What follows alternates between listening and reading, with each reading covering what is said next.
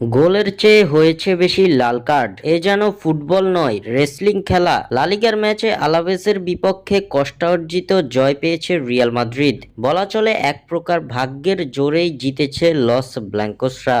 দুই লাল কার্ডের ম্যাচে এদিন হয়েছে কেবল এক গোল। আলাভেসকে এক গোলে হারিয়েছে রিয়াল মাদ্রিদ। তবে এই ম্যাচে জয় পেলেও চরম দুশ্চিন্তায় পড়তে হয়েছে মাদ্রিদকে।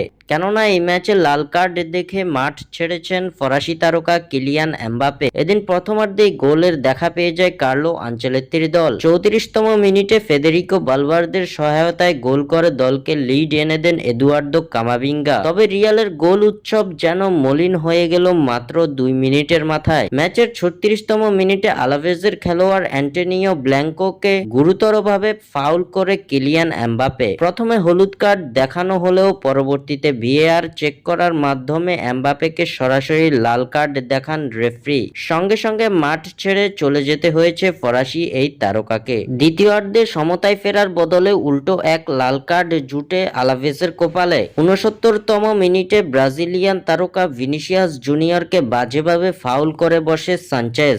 ভিএআর রিভিউ করে তাকে লাল কার্ড দেখান রেফারি চেজার সোতো গ্রাদো। শেষ পর্যন্ত এই লিড ধরে রেখে জয় নিয়ে মাঠ ছাড়ে রিয়াল মাদ্রিদ। স্বাক্ষর থেকে সাদবিন ইসলাম।